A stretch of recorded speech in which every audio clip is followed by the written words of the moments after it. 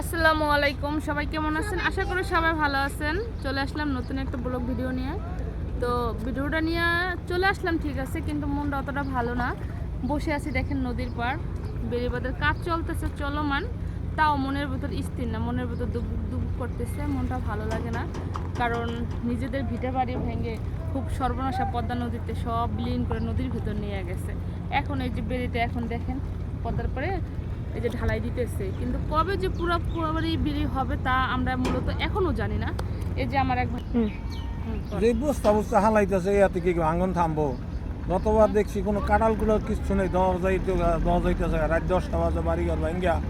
এই যে বিটা কিন্তু আমার, এই যে এখান থেকে কিন্তু গেছি গিয়া, কিন্তু আরো 2 বিটা কিন্তু ভাঙ্গিয়া নিয়ে গেছে গা। এয়া এখন আশা ভরসা কিছু নেই, অন্য পরের ক্ষেত্রে এখন বাড়ি কেটে কিন্তু কোনো রকম রয়েছি বাঁচবো আসার মতো। এয়া কি থাকার কিন্তু কোনো ইয়ে আছে না। যদি স্থায়ী বেরিবেন হইতো তো এই লোক কিন্তু আমার আশা ভরসা থাকতো, সেইলে দেশে থাকা যাইতো। কারণ এই সরকার আইয়া আমাকে কত সুযোগ সুবিধা দেবো অন্তরে, কিন্তু এই বস্তায় কিন্তু পড়তেছে 2-3 বছর ধরে বস্তায় দিতেছে, কোনো পাথর ডালাই কিন্তু হইতেছে না। এর কি করার আছে? আল্লাহ যদি কিন্তু রহমত করে তো এই লোকা যদি আল্লাহ ফিরায়, নাইলে আর কোনো আশা ভরসা নাই। এখন আছেন কই? ওদিকে ঘর তুলা ওইদিকে এখানে যে কথা বললো আপনাদের মাঝে আমাদের বিয়াই হরজত হাওলাদার, তার বাড়িটা মূলত এই যে বাড়িটা ছিল দেখাও, এই যে পাশে বাড়িটা,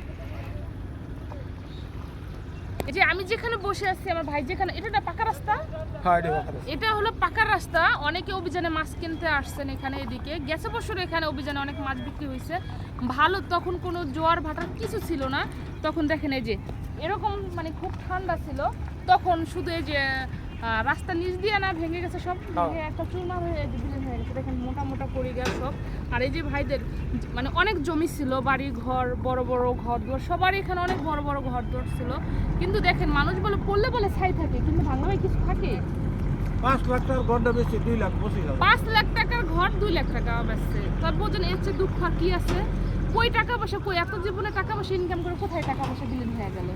মানুষের কুড়ে করে থাকে, নিজের ভিডিও বাড়িতে থাকে, আজকে অন্য জায়গায় খাজনা থাকে। যাই হোক, খাজনা হে ও একতলা ঘর উঠে, একতলা দোতলা ঘরে রয়েছে আর এখন একতলা ঘরে থাকি। এর চেয়ে দুঃখ কি আর গাছে ধরে বলেন?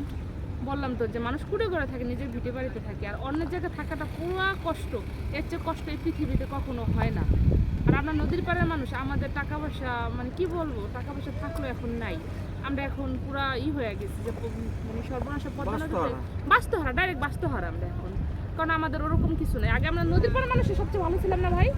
সব দিক দিয়ে ভালো, ব্যবসা বাণিজ্য, নদীতে মানে মাছ ধরতো অনেকে, জেলেরা মাছ ধরতো, এই ভাইয়ের 2টা নৌকা ছিল, অভিযানের সময় মাছ ধরতো, সবকিছু মিলে সবাই মূলত অনেক ভালো ছিল।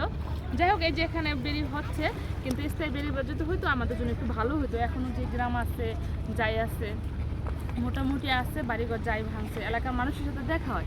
এই যে নদীর পাড়ে আসার পর অনেক মানুষের সাথে দেখা হয়েছে, অনেক লোকজনের সাথে দেখা হয়েছে, আত্মীয় স্বজন অনেক দূরে গেলেও তার কারোর সাথে দেখা হবে না। দেখাও যেদিকে কাজ চলতেছে আর এই যে ঢালাই চলতেছে, কবে যে পাথর পড়ে যে ঢালাই হবে জানি না, শুধু জানে আল্লাহ আর জানে সরকার। তো সরকারের কাছে একটা অনুরোধ যে স্থায়ী একটা বেড়িবাঁধ সুন্দরভাবে দেব, কারণ সরকার একজন গিয়েছে আরেকজন আসছে, কাজ হইতে একটু দেরি হয়, কারণ একটা লোক যাওয়ার পর সেই লোকটা বসার পর সব কিছু ঠিকঠাক করতে একটু সময় লাগবে। আর সবাই দোয়া করবেন আমাদের নদীর পাড়ের মানুষের জন্য, যেন আমরা 4টা ডাল ভাত খেয়ে মানে যে যেখানে আছি এখন, যা গেছে গেছে গা, যেখানে আছি আমরা যেন একটু ভালো থাকি, যেন একটু কি কম সবার সাথে যেন একটু মিলমিশ করে থাকতে পারি, এর জন্য দোয়া করবেন। আর এদিকে দেখাও, এদিকে